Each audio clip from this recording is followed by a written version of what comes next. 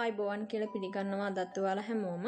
අද මම ඕගොල්ලන්ට අරන් ආවේ ලංකාවේ විශේෂයෙන්ම ලංකාවේ ඉන්න අම්මලාට ලුණු රහිත චීස් එක පොඩ්ඩන්ට හොයාගන්න අපහසුයි කියන හින්දා ගෙදරම ලේසියෙන්ම අමුද්‍රව්‍ය දෙකකින් හදාගන්න පුළුවන් චීස් එකක්. ඉතින් මේක අපිට සතියක් වගේ තියන්න පුළුවන්. ඒ වගේම විනාඩි 15ක් වගේ පුංචි වෙලාවක් යන්නේ අමුද්‍රව්‍ය දෙකයි ඕන වෙන්නේ. ඒ නිසා අපිට පුළුවන් ඉක්මනින්ම බබාලට මේ වගේ චීස් එකක් ගෙදරම හදාගන්න. ඉතින් අපි බලමු කොහොමද මේ චීස් ක්‍රීම් එක බබාලට දෙන්න සුදුසු විදිහට අපි හදාගන්නේ කියලා. මම අද අරන් තියෙන්නේ කිරි මිලිලීටර් 500ක් ලෝ ෆැට් එකෙන් අරන් තියෙන්නේ. ඉතින් මේ විදිහට අඩු ගින්දරේ තියලා අපි කිරි ටික සුදුසු භාජනයකට දාලා රත් කරන්න ඕනේ මේ විදිහට. ඉතින් මේක අපි නිතර හැඳි ගන්න ඕනේ මේ විදිහට ටිකක් රත් වීගෙන එනකොට. මේකට ඕගොල්ලන්ට පුළුවන් විනිගර් එකතු කරන්න. නමුත් මම එකතු කරන්නේ දෙහි බබාලට දෙන්න නිසා අපි දෙහි වලින් හදමු. ඉතින් මේ විදිහට දෙහි මේස හැඳි 3ක් අරන් තියෙනවා. මම ඒක කීප වතාවකදී තමයි එකතු කරන්නේ. එකවර එකතු කරන්නේ නැහැ දෙහි ටික ඔක්කොම මේ විදිහට. ඉතින් හොඳට කලවම් කරන්න ඕනේ. හිමිහිට මේකෙන් කිරි ටික වෙන් වෙනවා මේ විදිහට. වතුර ටික කිරි ටික වෙන් වෙලා එනවා.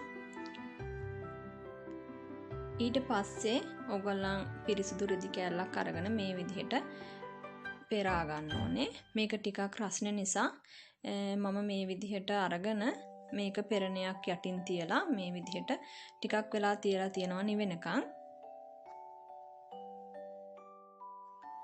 ඊට පස්සේ නිවුනට පස්සේ හොඳට තව වතුර ටිකක් තියෙනවා නම් ඒ වතුර ටිකත් අයින් කරගෙන මේ විදිහට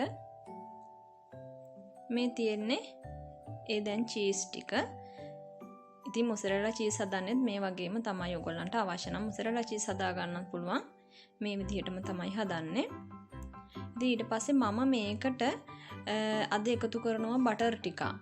ඔයගොල්ලන්ට බටර් අවශ්‍ය නැහැ. ඔයගොල්ලන්ට පුළුවන් මේ විදිහට ලුණුත් නැතුව බටරුත් නැතුව අර හදාගත්ත චීස් ටික විතරක් මේ විදිහට ක්‍රීම් එක වගේ හදාගන්න. නමුත් අවුරුද්දට උඩ බබාලට ඕගොල්ලන්ට පුළුවන් බටර් ටිකක් එකතු කරන්න, ලුණු ටිකක් එකතු කරන්න. ඒ වගේම පෑන් රසට අවශ්‍ය ඕනේ නම් ඕගොල්ලන්ට පුළුවන් සීනි ටිකක් එකතු කරලා ක්‍රීම් එක හදාගන්න. නමුත් අවුරුද්දට 15න් බබාලට දෙනවා නම් ඔයාලට අවශ්‍ය නම් බටර් එකතු කරගන්නත් පුළුවන්. එහෙම නැත්නම් මොනවත්ම නැතුව මේක නිකම්ම ක්‍රීම් කරලා ගන්න පුළුවන්.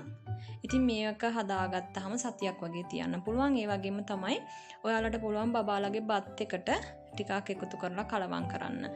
අවුරුද්දට අඩු බබාලට බත් තලපි හදනකොට. ඒ වගේම පැස්ටා වලට එකතු කරන්න පුළුවන්. ලොකු බබාලට නම් පාන් වලට බටර් වගේ ගාලා දෙන්න පුළුවන්.